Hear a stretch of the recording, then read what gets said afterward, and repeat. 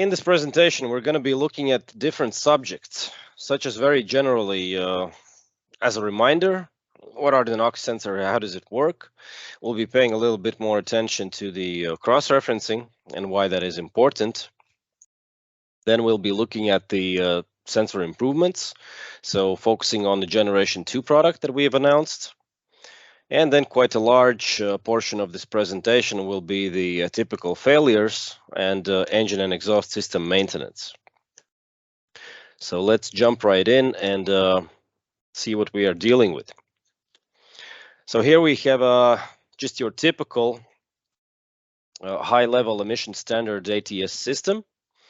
And it serves as, once again, a reminder, just to remember how complex the system is. And to make us understand it, we really need to think about it as an orchestra that is having different components that are working together in unison. And the NOx sensor is just one of all of these components. So we have a DPF and a DOC. We have SCR with ASC coating. That is as far as our hardware goes. Then complementing all of that hardware are series of sensors, series of injectors, even an ECU, in this case, exhaust control unit, which is a separate computer in some cases that is dedicated only for monitoring and controlling the ATS system. We have a DEF pump. We have additional diesel injector into the system. So a whole array of different components that depend on one another. So with that in mind, we can deep dive into a little bit more into the NOx sensor. So here we have a very nice layout showing us that at the core of every NOx sensor is a zirconia electrolyte. And there is a chip which is made from this zirconia electrolyte material. And it is made by a process called lamination. So it is using thin layers of zirconia material that are laminated together and incorporating electric circuits. And this chip is electrically heated to approximately 600 to 800 degrees Celsius. Forgive me for not knowing how much that is in Fahrenheit. But I can assure you that this is glowing red hot, so extreme heat. And this heating is necessary before operation. And this chip, when heated, is responsible for the actual measurement function. So this is what is doing the actual sensing inside the NOx sensor. And then connected by a cable to this sensing element is a printed circuit board that has its own little computer, which is doing the communication bit. So taking the signal from the measuring chip, translating it into a standardized signal, and then sending across the CAN line to the engine control unit or the exhaust control unit, depending on which one the vehicle is using.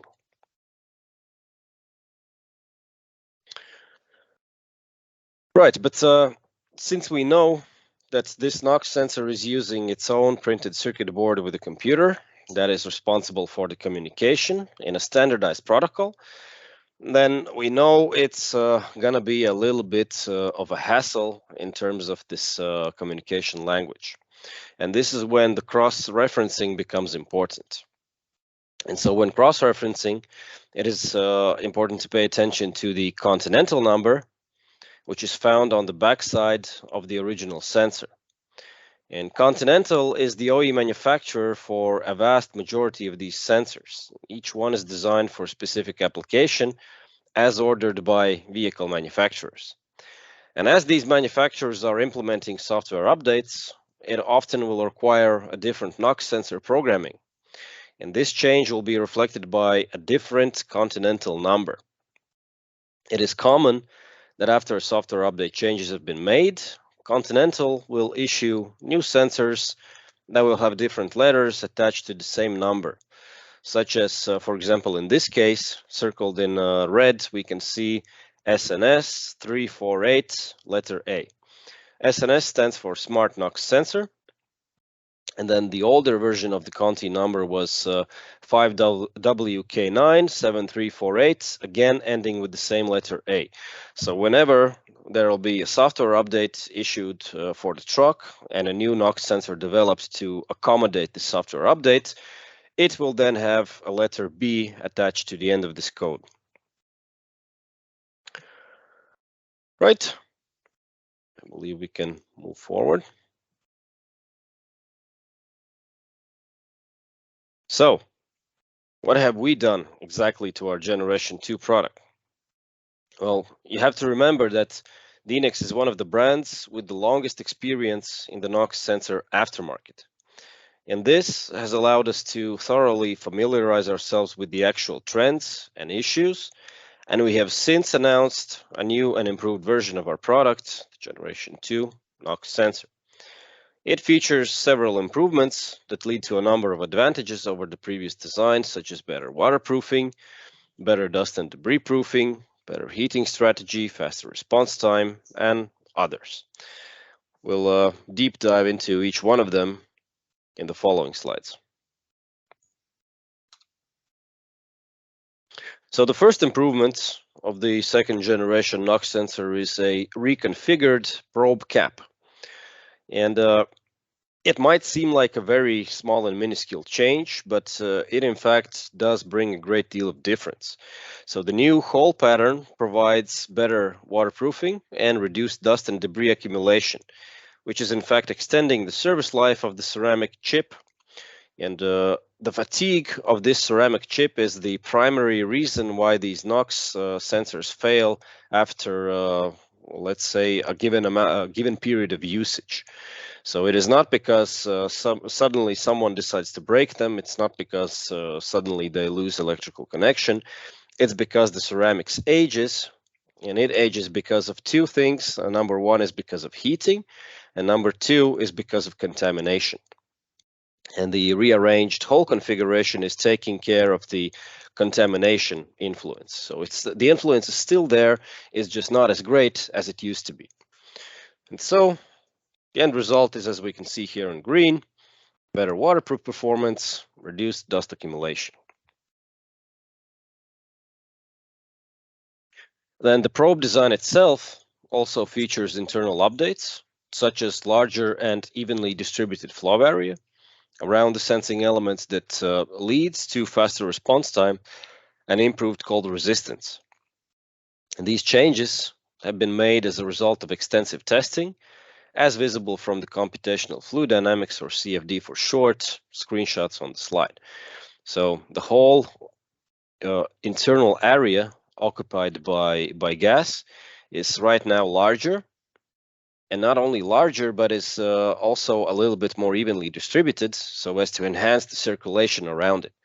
And so the end result is, because of the faster circulation, we have faster response time and improved cold resistance, which means that the chip is able to heat up faster, start its operation faster.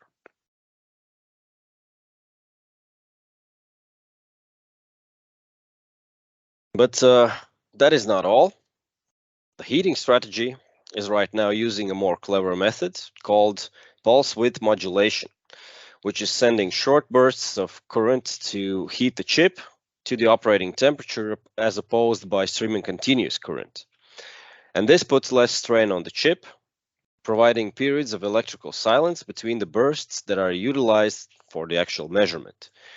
And the net result here is that not only the chip's longevity is extended, but there is also improved accuracy due to lack of electrical noise in the background. So here we have a nice graph on the screen, which is showing these short, narrow pulses of electricity that are being sent to the heating circuit. And we can quite nicely see here that the space between these pulses is the actual electrical silence that provides us the possibility for measurement.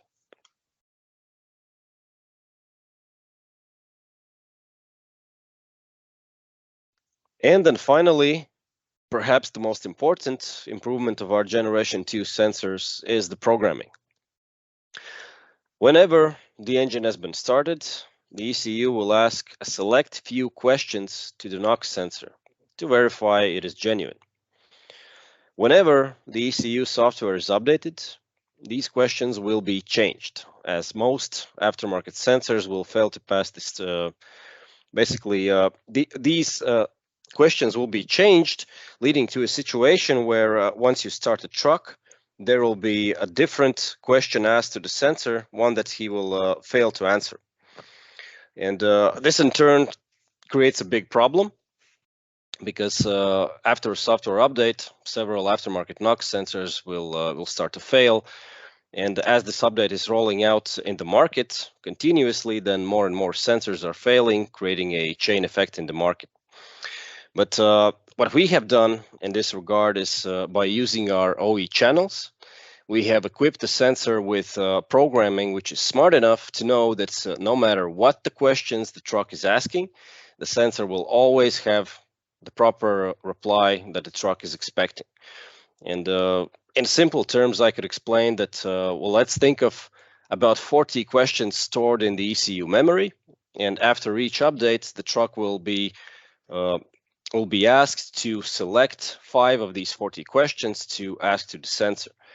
And the typical aftermarket sensors only come with 5 of these answers uploaded, whereas our Generation 2 product now has all 40 answers uploaded to the sensor. So no matter what the truck asks, no matter what the software updates, our sensor is ready to comply. So that's what we call an unbeatable communications protocol.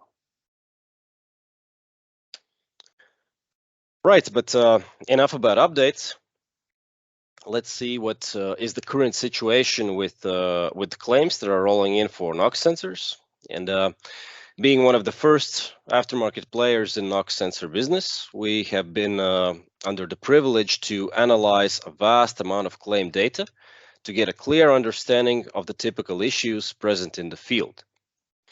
The total claim rate can be split into the following categories, indicating the relative occurrence. And in this case, if the sensor is not working immediately after installation, the most likely reason is incorrect cross-referencing used to pick the product. In case if the sensor stops working after a short distance, then the most likely culprit is poor condition of the engine or exhaust system. So now let's review each and one of these failure modes in a little bit more detail. Number 1, incorrect diagnostics or interpretation of the results. In some cases, we have seen evidence that our sensors do not pass the diagnostics test, showing abnormal readings. And it is often due to these tests being performed actually without letting the engine and more importantly, the exhaust system to fully warm up to the operating temperature. And it is crucial actually that the operating temperature is reached throughout all the systems for the NOx sensor to function properly. This is the reason why it contains a heating circuit printed in the ceramic chip, but it's not actually enough. We also need the engine to heat up, because as it heats up, it produces less nitrogen oxide emissions. As the exhaust system heats up, the SCR system will then start to operate. That will then take care of these extra emissions. And as the exhaust system itself is heating up, it is then helping the NOx sensor to be brought up to the operating temperature. So it's actually able to start doing the actual measurement. If this is not done, then unfortunately we'll be receiving a false negative from any diagnostics test that we are doing. And this is often blamed on our NOx sensor, unfortunately.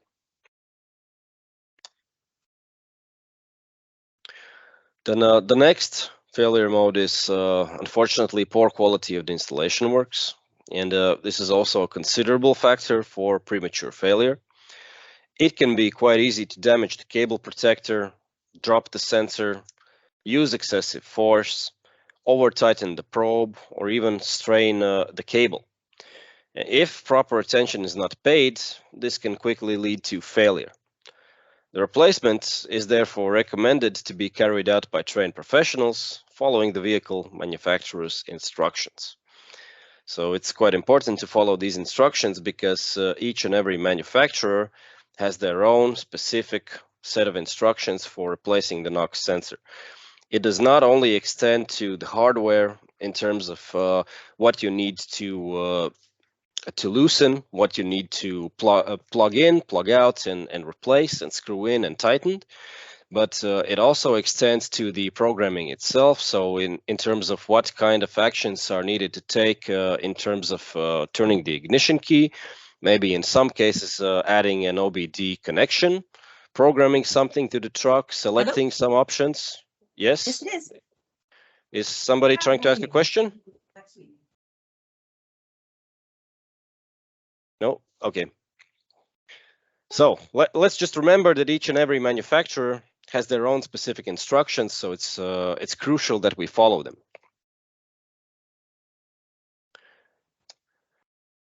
Right. And of course, no product is perfect, and NOx sensor is definitely no exception. There are, of course, actual quality issues that are present even with our own generation 2 NOx sensors, and the most popular cases being internal open or short circuits. This generation 2 claim rate, however, is well within the OE accepted level. So rest assured that these issues do not happen very often. But then that leads us to one of the larger sections of this presentation, which is engine and exhaust system maintenance. And this is quite important and a very frequent failure mode of any NOx sensor. So what we need to understand here is that the engine and exhaust system maintenance is actually deciding what level of contamination the NOx sensor will be getting. It is directly linked to the condition of the engine and exhaust system. For example, a failed turbocharger or piston rings can cause the engine oil to escape in the exhaust system, and it will then be depositing on or even breaking or melting the DOC and the DPF. In this case, the NOx sensor will be directly exposed to engine oil contamination or even overheating, causing the accuracy to plummet, unfortunately. So this is quite a frequent occurrence, and I can assure that by knowing our business with the DPF reconditioning. The old cores that we are receiving back, quite a large portion of them, are showing signs of engine oil deposits, as well as damage inflicted on the DPF by depositing engine oil. So a very important thing to keep in mind.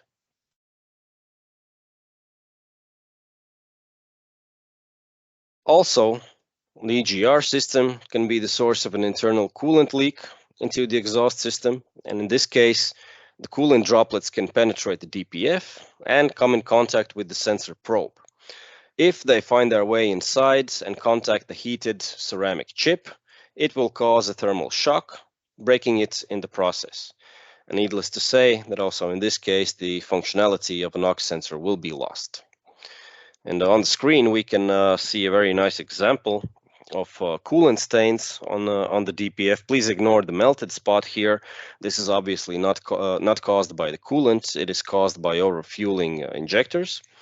But the coolant stains here are the white stains on the DPF, and most notably, those will be coming from EGR cooler which has failed. So internally inside the EGR cooler there are several gaskets. If one of these gaskets fail, then the coolant is allowed passage into the exhaust stream and everything trickles down the line from there.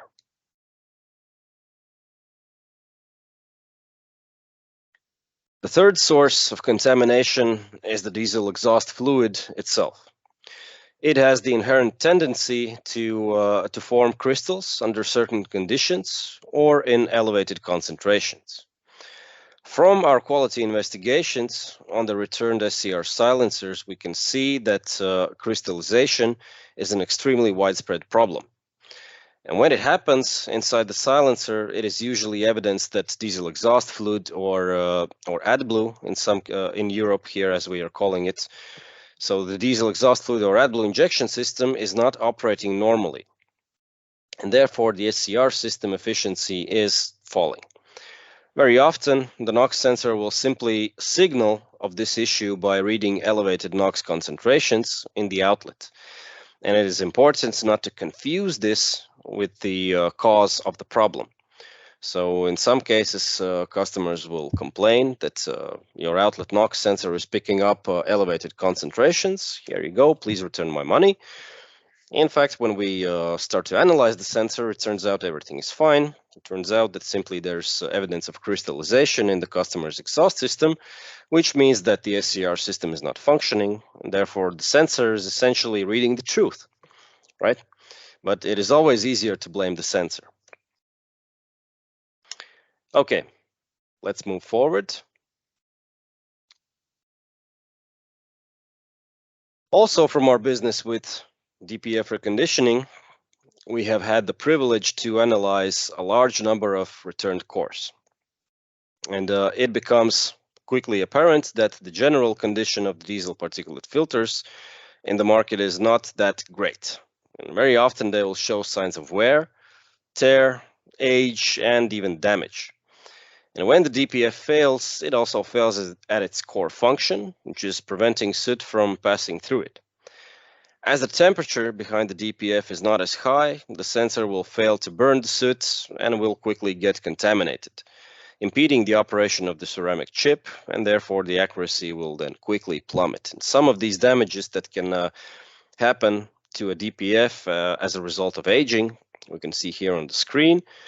Now, the first example is small pinholes that are forming inside the substrate itself. Now, obviously, if we have these pinholes, then soot will be allowed to pass through the DPF. It will then find its way to the sensor and make the sensor head look like image here on the lower left corner. The same can be said for internal melted spots inside the DPF. So again, it fails at its function. Soot is let through the DPF. It finds its way on the sensor head. Now, also cracks could begin to form inside these substrates. The end result is the same.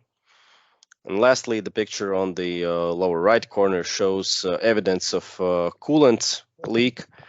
And even though this is not a direct damage to the DPF from aging, it is nevertheless damaged by itself, because this coolant, as it burns, then the water portion is escaping through the DPF, and the other chemicals that are added to the coolant are burning away and leaving a white ash in its wake.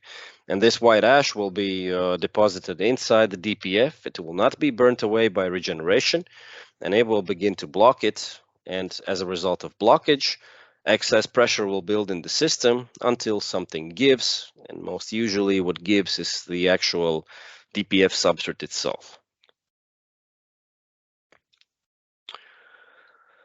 Right, now that we have seen all of these maintenance topics in detail, we have a nice summary table on the screen, which is a very general description of the possible conditions and remedies in different systems that affect NOx sensor performance and service life. For example, if we are looking at the EGR system, well, there the condition that we could be having is, for example, internal coolant leak. And then the remedy for this condition would be to firstly pressure test the EGR cooler to see if all the gaskets are healthy.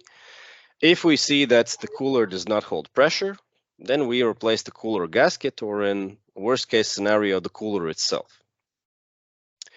If we are looking at the turbocharging system, then we could be having internal oil leak, which is escaping from the turbo to the exhaust system. This will most usually happen through the axle seals on the turbo shaft. And in this case, we need to replace both the bearings and the seals. And this is because the seals usually failed because of failed bearings. If we just replace the seals, then the worn out bearings will quickly lead to the repeated failure of the new seals installed. If we are looking at the DPF system, we could be having a broken or cracked DPF that is allowing soot to pass through it. In this case, we need to look for root cause analysis. We need to find out what is the reason why did the DPF fail. Was it because of old age? Was it because it was not replaced in time? Was it because there's engine oil contamination? or coolant contamination. Perhaps it's crappy replacement was done and the DPF was damaged. We need to make sure that all of the possible root causes are eliminated, and only then we need to replace the DPF. If we are looking at the SCR system, well, then we could be having DEF crystallization, and in this case, the culprits could be several. There's several actions that we need to perform, such as replace the DEF heater. If it's faulty, we need to replace the DEF injector, as most likely that has crystallized and is not injecting properly. We need to make sure that the DEF quality is good. This is also quite a widespread issue, that DEF is stored inadequately. It is treated inadequately, which leads to increased risk of crystallization. We need to make sure that the DEF pressure is good, so we need to test the pressure of the DEF pump. And on top of that, we need to regularly replace the DEF filter, which is found inside the DEF pump. So only when all of these things have been performed and all of the root causes eliminated, we can be sure that crystallization will not reoccur inside the system. Well, aside all of the complex issues, it could also be something quite as simple as a hardware failure, and we could be having something as simple as internal air or water leak. And in this case, we need to look out for loose clamps, some rusted spots, replace or repair everything that we can find. So that's in, very shortly. And that leads us to the last slide of today, which is the main takeaways from this presentation. And in conclusion, the NOx sensors are generally very delicate, regardless of who sells them. They depend on the overall condition of the engine and exhaust system. So it is extremely important to follow the maintenance schedules specified by the manufacturer. We, as the company, have done our fair bit to deliver a new and improved Generation 2 NOx sensor, which is smarter, faster, and lasts longer. And the quality claim rate has been proven to be well within the OE level. So with that in mind, I would like to remind you that we are not just another supplier. We are here to bring value to our customers by helping them before, during, and after the purchase. So thank you very much for attention.